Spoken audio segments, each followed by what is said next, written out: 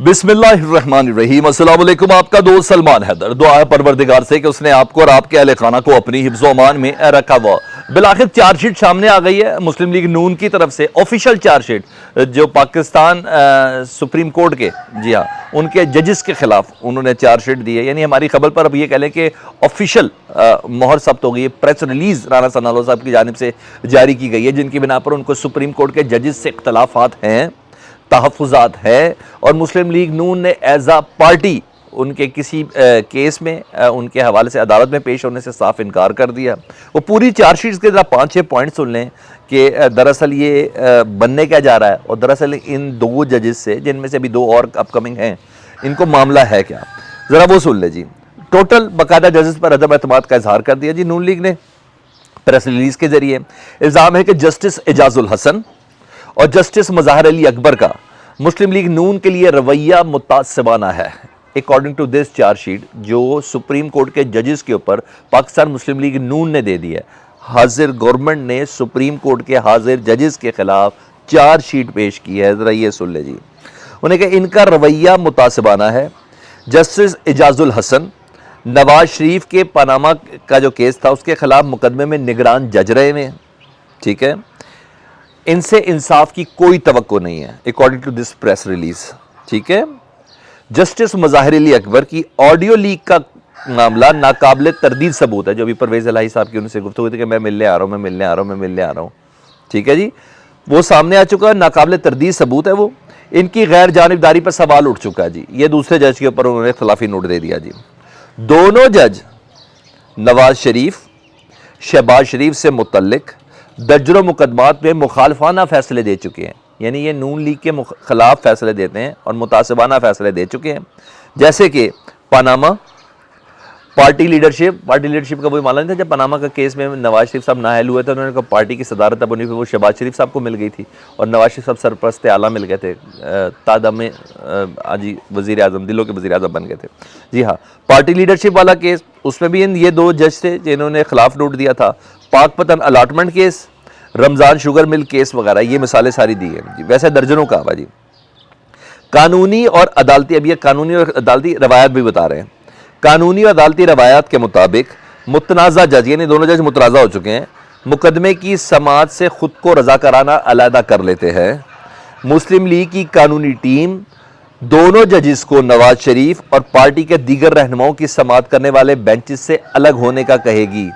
दोनों जजेस से कहा जाएगा कि वो मुस्लिम लीग नून के मुकदमात नहीं सुने। तो सर अब यूं होने इंसाफ, मुस्लिम लीग नून के मुकदमात सुनने वाले जजेस दूसरे होंगे, पीटीआई के मुकदमात सुनने वाले जजेस दूसरे होंगे, पीपल्स पार्टी के मुकदमात सुनने वाले जजेस दूसरे होंगे। यानी 3-3, 4-4 जितनी भी बड़ी जमातें हैं, 5 लगा लें, 5 सुप्रीम कोर्ट की दरख्वास्त दे रहे हैं। 5 अदद पाकिस्तान में सुप्रीम कोर्ट होने चाहिए जी, अकॉर्डिंग टू दिस ये जो चार्जशीट दी है जजेस के खिलाफ जी। असल वजह मैं आपको बताता हूँ क्या है। असल वजह वही है, नई बोतल पुरानी शराब, वही उन्होंने भर के दे दी है इनके पास कुछ नहीं पनामा के अलावा, ठीक है जी। जिस पे मुझे खुद भी ज़ाती तौर पे इख्तलाफ है कि बेटे से तनख्वाह ना लेने पे इससे बेहतर सज़ा ना ही देते तो बेहतर था। बहरहाल वो कुछ भी है। ऑडियो लीक सारा प्लांटेड है, उसी के ऊपर इन्होंने अपने बयानिए को रिवाइव करना है। हर चीज़ प्लांटेड है, कुछ नहीं है। वजह यह है अदलिया अब इलेक्शन की तारीख देने लगी है, और यानी इलेक्शन का पूरा पैरा देने लगी है। जिस तरीके से ये आइन की पामाली कर रहे हैं ना, इदारों को साथ मिलाकर, अदलिया एग्रेसिव स्टांस लेने लगी है। और ये दो जज बहुत आम है, ये भी आपको बताता हूँ जी। ये प्रेशर में लाना ना अदालतों को, अदालतों में पेश होकर वहाँ इनके वकील एतराज़ उठाएंगे, शोर शराबा करेंगे, अदालतों को मिलाइन करेंगे। और ये जो दोनों जजेस हैं ना, इन्होंने बाकायदा नोट भेजा हुआ लिख के chief justice of Pakistan Umar Ata Bandial साहब को, जस्टिस जैदुल हसन और जस्टिस मज़ार अली अकबर साहब ने, कि सर सुओ मोटो एक्शन लें, इलेक्शन की तारीख इलेक्शन कमीशन नहीं दे रहा, दोनों गवर्नर्स नहीं दे रहे, और ये मफाद आमा का मामला है, बहुत बड़ा आइनी बहरान आने वाला है। इन दोनों ने नोट लिखा हुआ जिसके ऊपर सुओ मोटो की तैयारी हो रही है। और आप नोट करें टाइमिंग, जिस दिन ये ख़त लिखा गया है इन दोनों जजेस की तरफ से, उसी दिन से इन दोनों जजेस के ख़िलाफ़ बाकायदा मिलीशियस गंदी कंपेन का आगाज़ हो गया। उसी दिन मज़ाहिर अली अकबर साहब की 3-4 महीने पुरानी वाली ऑडियो जो परवेज़ इलाही साहब उनके दफ्तर में आना चाह रहे थे वो लीक की गई है। उसके बाद ही बाकायदा तौर पर यह गंदी कंपेन चलाना शुरू की गई है और वो तेज़ी से इस सिलसिले की तरफ बिगाड़ डालने की कोशिश की जा रही है और पकड़ भी रहे हैं, अवाम पकड़े, अवाम को नहीं पता कि मकासद क्या है, ये तमाम चीज़ें। तो भाई ये ऑफिशियल स्टांस आ गया। अब आज उनकी जेल भरो तहरीक 2 बजे से आगाज़ हो गया, जिस तरह काफले शाफले माल रोड पर पहुँचे, मज़ा आ गया देख के, ठीक है जी। शाह महमूद कुरैशी, उमर सरफराज चीमा और दीगर ने 200 अफराद के मतलब, मगर 200 से बहुत ज़्यादा ही अफराद ही है, तो जारी बात है वो सारे वो होंगे। तो पूरा प्लान है जी। और आगे पीटीआई का पहले प्लान सुन ले, फिर मैं आपको राना सनाउल्लाह का प्लान बताऊँगा। राना सनाउल्लाह का मज़ाहिर अली सॉरी निगरान वज़ीर आला जो हमारे उनके हवाले से मैं आपको बता देते हैं, मोहसिन नकवी साहब का प्लान के हवाले से। पीटीआई की स्ट्रेटजी ये कि अगर गिरफ्तार नहीं करेंगे तो चेरिंग क्रॉस में जाएंगे माल रोड पे और वहाँ उन्होंने धरना देना है, वहाँ दफ़ा 144 वैसे ही नाफिज है। गवर्नमेंट की जो स्ट्रेटजी दरअसल गवर्नमेंट की नहीं है, मोहसिन नकवी साहब की नहीं है, राना सनाउल्लाह साहब की स्ट्रेटजी, ज़रा उसके पॉइंट ज़रा सुन ले जी। माल रोड पर जो भी शख्स पहुंचेगा दफ़ा 144 की खिलाफ वर्जी होगी तो उनको गिरफ्तारियों का पूरा प्लान है। पुलिस तैनात कर दी गई है, सादा कपड़ों के अंदर पुलिस तैनात कर दी गई। गंदी गेम बताऊं क्या है, जिनको भी यहाँ से गिरफ्तार किया जाएगा उनको लाहौर की कैप जेल या लाहौर की कोट लखपत जेल में नहीं रखना, ये है गंदी गेम असल। उनको ले जाएंगे ये लोग मियाँ वाली जेल में, उनको ले जाएंगे डीजी खान जेल में, वहाँ इनका सॉफ्टवेयर अपडेट करेंगे। वहाँ तो जलाओ गिराओ नहीं होगा, यानी जलाओ यानी कोई जेल के बाहर नहीं पहुँचेगा ना, यानी कोई मिलने भी नहीं आएगा। ये सारी चीज़ है, ये एक सेक्टर के लाहौर में गिरफ्तारी, लेकिन उधर रखना क्या है कि जेलें हमारी पूरी भर चुकी है, तो इसलिए उन जेलों के अंदर रखना है। वहाँ दहशतगर्द होते हैं, मशहूर है ये मियाँ वाली की जेल और डीजी खान की जेल, मगर खैर उनको रख ले, ये भी सारे तैयार बैठे हैं। रेंजर्स एफसी को स्टैंड बाय पर रखा गया है, आंसू गैस के शेल्स वगैरह पहुँचा दिए गए हैं। और हाँ, एक और चीज़ भी है, जो लोग रज़ा कराना गिरफ्तारी दे रहे हैं ना आज, उनको ज़रा चेक किया जाएगा कि पहले कोई मुकदमे तो नहीं है पहले, यानी 25 मई 17 जुलाई वाले जो भी है पीटीआई के मुकदमे ना भी हों तो वो नामालूम अफराद भी होते हैं ना, प्लान 10 नामजद होते हैं, फिर 500 नामालूम होते हैं, उनके अंदर डाल के इनको गिरफ्तार करने का, धरने का पूरा प्लान है। तो ये तो होगी एक चीज़ है। अब आऊँ मैं आज की सबसे बड़ी खबर जो मुझे लगी और खुशाइंद खबर है, मैंने बोला कि फ़ैसले इदारों ने करने, अदलिया ने करने जी। इलेक्शन की तारीख वाला मामला था, सदर ने 9 अप्रैल की तारीख तो दे दी भी है और पीटीआई पेशावर हाई कोर्ट में चैलेंज कर चुकी हुई है, इलेक्शन की तारीख ये लोग नहीं दे रहे थे, उसी की आज समाअत थी जी। और पेशावर हाई कोर्ट में चैलेंज किया गया था, जिसमें इलेक्शन कमीशन को कहा जाए कि जी इलेक्शन की फ़ौरन तारीख दें। समाअत के दौरान जस्टिस अरशद हैं जी पेशावर हाई कोर्ट के, उन्होंने रिमार्क्स दिए हैं कि जब सदर पाकिस्तान ने इलेक्शन की तारीख दे दी, जब सदर पाकिस्तान ने इलेक्शन की तारीख दे दी तो इलेक्शन कमीशन सदर से कैसे इख्तलाफ कर सकता है। ये पेशावर हाई कोर्ट के जज कह रहे हैं कि जब सदर पाकिस्तान ने तारीख दी तो इलेक्शन कमीशन मजाज नहीं है कि उनकी बात को इनकार कर सके।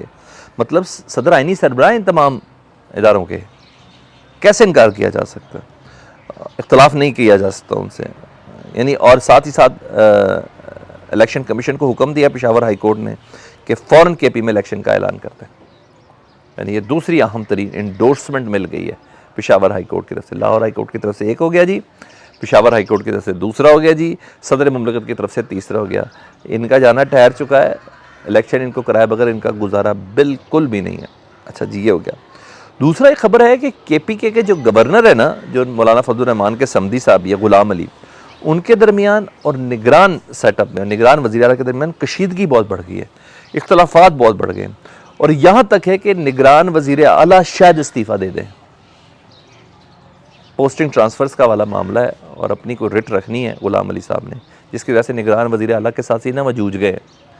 तो ये कहा जा रहा है कि शायद निगरान वज़ीर आला जो है केपीके के, वो बड़ा अपराइट आदमी उनको तस्वुर किया जाता है, पहले भी रहे हैं वो, तो उनको उनका इस्तीफ़ा एक्सपेक्ट किया जा रहा है। तो ये चल रही है हवा, तो मैंने कहा मैं आपको ज़रूर बता दूँ। हाँ, फड्डा है ये कन्फर्म है, गवर्नर केपीके का और निगरान वज़ीर आला का, ठीक है जी, ये सब चल रहा है। दूसरा, हामिद मीर साहब की खबर ने हमारी खबर को भी सेकंड किया, मगर हामिद मीर साहब की मज़ीद कुछ अथेंटिकेशन थी उनकी खबर की। उन्होंने कहा चेयरमैन नैब ने ना, इस आफ्ताब सुल्तान साहब ने इस्तीफ़ा इसलिए दिया है, बहुत सी वजूहात में। वो कह रहे थे ना, मैं प्रेशर है, दबाव है लोगों को गिरफ्तार करने का, ये सब करने का, मैं गैर कानूनी काम नहीं करना चाहता। ये तो सब चीज़ें उन्होंने बता दी हैं। मैंने आपको उस पर खबर दे दी थी कि बेसिकली बुशरा बीबी के गिर्द घेरा था, करें इमरान खान की मिसेस को उठाना है, उनको गिरफ्तार करना है, उसके हवाले से ये सारा मेन प्रेशर ये था। बाकी केसेस का भी प्रेशर उनके ऊपर होगा, डेफिनेटली होगा। तो हामिद मीर साहब कह रहे हैं कि शहबाज शरीफ साहब वज़ीर आज़म और Noor Alam public accounts committee के जो गालियाँ तक देते हैं, नूर आलम साहब, उनकी तरफ से बहुत दबाव था कि पीटीआई के केसेस में तेज़ी लाओ, उन्हें फ़ौरन गिरफ्तारी चाहिए।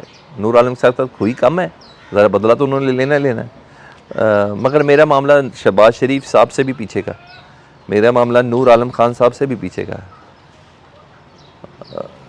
ये सिर्फ दो के बस की बात नहीं है, प्रेशर, दबाव और वो दीगर चीज़ें भी, दीगर फैक्टर्स भी हैं। मुझे नहीं पता आफ्ताब सुल्तान साहब कभी किसी प्रेस कॉन्फ्रेंस की शक्ल में या किसी किताब की शक्ल में इस मसले को बताएंगे ज़रूर, पता तो खैर चल ही जाएगा। हमें तो वैसे ही पता चल गया, मैंने आपको बुशरा भी बता दी है, मैंने आपको दीगर चीज़ें भी बता दी कि ये सब चीज़ें हैं।